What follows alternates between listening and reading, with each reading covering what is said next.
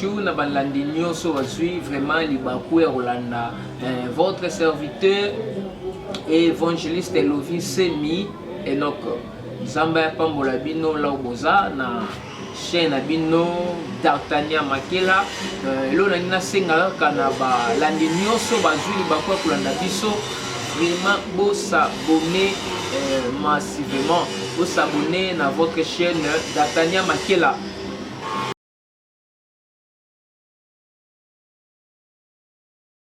La chaîne Moko Oezo le Belato, Oezo pour annoncer de notre la parole de Dieu. Comment on va bélir la chaîne, la parole de Dieu, politique,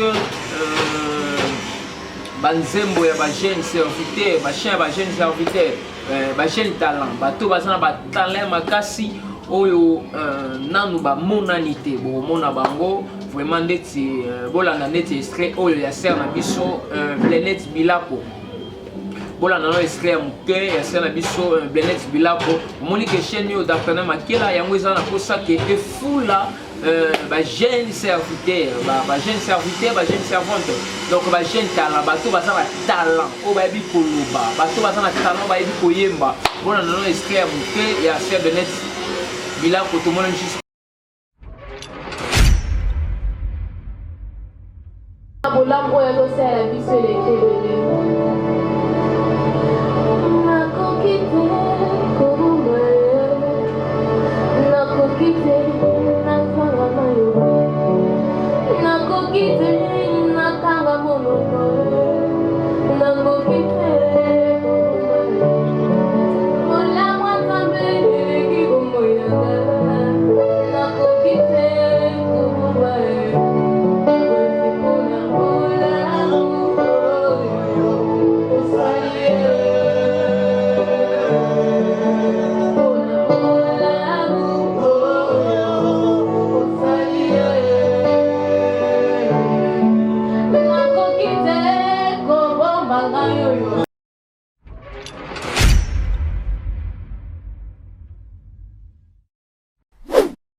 vraiment on a beaucoup de Hollanda jeune talent, le jeune talent. Vous voyez que c'est avant que Nabino Blenet Bilako. Nenga zolo bela, nenga zo yemba, nenga zo ko chanter, nenga zo ko adorer Dieu. Voilà déjà la première édition. Il y a comment adorer la servante de Dieu, c'est Blenet, la sœur Blenet Bilako. Vraiment toujours parler sur la chaîne Abisso d'Artagnan Makela toujours la jeune talent. Donc beaucoup découvrir et belé à talent quand la chaîne Abisso. Yango nazo senga ke na ba landi nyoso bozui vena libakwa kolanda ko s'abonner vraiment massivement na D'Artagnan Makela. Pour les cater, tant que vous s'abonner à la chaîne, vous partager mes missions et vous contribuer dans l'œuvre de Dieu. Comment vous contribuer? Vous contribuer dans l'œuvre méga parce que tant que nous doivons pour adorer Dieu, il va y avoir la présence de Tata. Donc, biso la chaîne biso, toujours l'ingate que adoration est sous karaka dans l'église. Non, toujours bimisa adoration même si en hier. Donc, bien nous avons partout dans le monde. Autour on a déjà chaîne biso Blenet Bilako. Si on a lingi, on a serviteur de Dieu. Parce que chez la biche, le blamingi ba jeune talent. Voilà un serviteur de Dieu, évangéliste Lovis Semi. Donc, dengue azoté. Donc, vous découvrir ma grâce et belle grâce aussi dans la chaîne Abisso D'Artagnan Makela TV. Vous s'abonnez massivement. Vraiment, dans les autres, la extrait mon kekaka. Il y a votre serviteur Lovis Semi. Donc, vous avez azoté. Merci.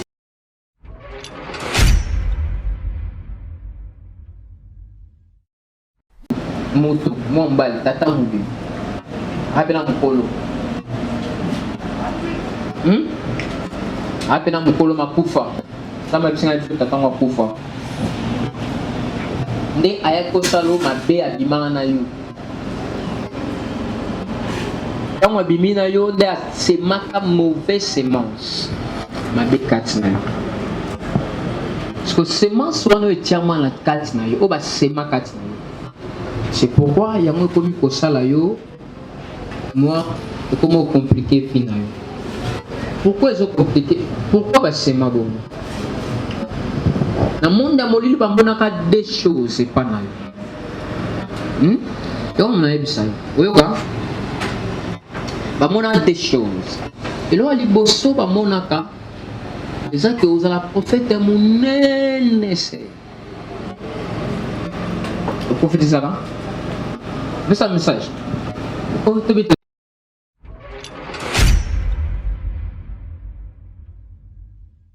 na ba la biso nyonso ya D'Artagnan mati ko bosana te ko s'abonner maximum na pesi mbote na mosakoli Herman na soti la bino extrait ya témoignage ya makambo nzamba selaki mosakoli Herman azwami na Kinshasa toujours na Kinshasa donc toujours ça l'émission na quatre église yango na sima plateau bozo mon église donc toujours ça l'émission na quatre église centre évangélique Pauline Daralote.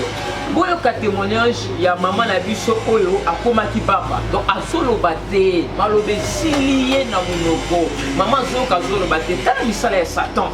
Et on a dit que na chaîne na biso s'abonner beaucoup découvrir ba jeune talent. Bato nzamba zo ko extinguer. Donc bato na ba fuka mela balite. Ba prophète so ba yebe ata ko fuka mela balite. Donc 70 to 700 prophètes on nzamba bombaki. 7000 prophètes plutôt on nzamba bombaki. On nzamba epsa Eli bazana ba fuka mela tabalite. Bangwana nde comme votre serviteur les prophètes Herman. Donc on a des témoignages. Donc Moukabeli a eu problème, a poussé la problème à Beli. Bah il est dans l'hôpital, bah Beli ici, bah toi n'est bien. Bah docteur va le dire oh ça m'a mais pourquoi? Parce que tant ma Beli a quoi sous kolobate. Donc ma lobeza souté. Donc Moukabeli et l'ongi filmi, ma on se filmi. Bon là on a témoignage là. Bah Koutani na Moussakul Herman. Bah ça là qui n'a servante de Dieu, maman Fifi.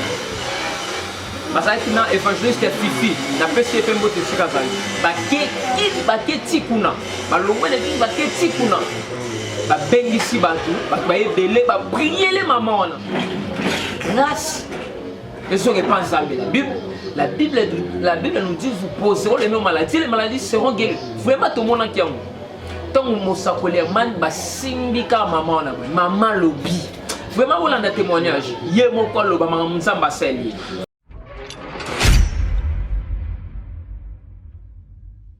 Bango et puis kondima nanga peut-être tuna kinga mama zana kondima et to koloba nzaba ko sala kati na yo koloba na ndima kina odi na zana kondima prophète asala ki prière tikino na baneki koloba te baba penza na zoloba na basini bana bakomi bakoloba na ngana basini ngabi nzambe o ezani ne komeli ngama toyi na zoka munoko na zoloba te na bingai pona ngai esidi na koloba lisusu te na koma ika kolela esprit yelinga na kino kosimba courant pona kufa menzamba zanzamba mawa si atindela kitso prophète ina ndaku prière et ko sala ete lelo na telemi kati boso na bino ne ko tatula monene na ina lobi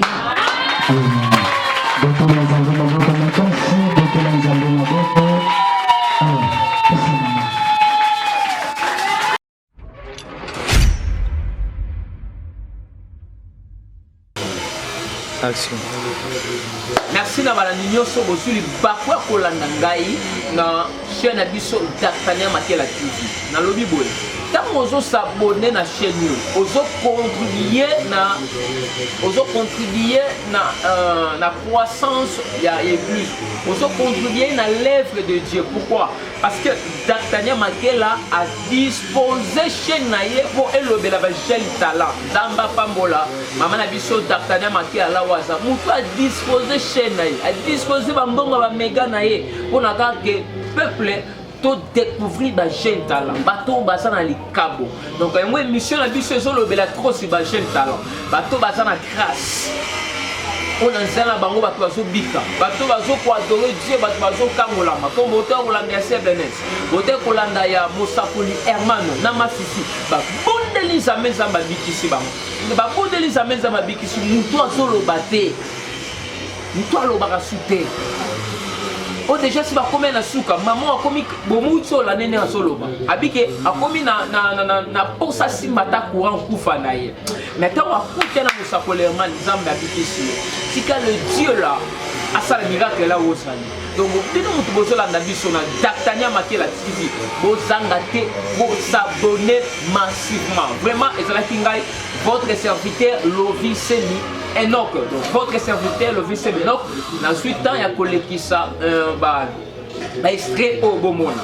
Donc, c'est la première édition où nous avons parlé sur le jeune talent. Donc, il y a un talent, il y a un témoignage. Nous avons fait là, numéro benga biso to lekisa yo na D'Artagnan Makiela TV mwana mwasi yo ateba moyena ye pona ka ba jeune talent bato nzamba zo ko utiliser bato bazo yeba bien bazo ko adorer bien la serviteur de Dieu ba yebi côté ya ba prophète o bazo mona makamo na ba fuka mela balte pona que monde entier mona bango. C'est pourquoi to bénir servant de Dieu D'Artagnan Makiela moto a disposé chez naye pour parler sur ba jeune talent. Vraiment émission la biso zolo bela trop c'est ba jeune talent au sana don moko boye yaka benga biso numéro 1 soit ba okomona ke ba cameraman na biso ba ko ti esika bozali pour que ba joyeux bobo sala de mission na bango et ozala bien tozala ba journaliste ya qualité na D'Artagnan Makiela bozo mona ba image ya qualité donc moto a disposé de l'onignon D'Artagnan Makiela TV. Donc maman ou D'Artagnan a disposé de l'eau naïe car pour na jeune talent. Donc on bisika oza bonde la pour na maman. Osanga te ko sabonner.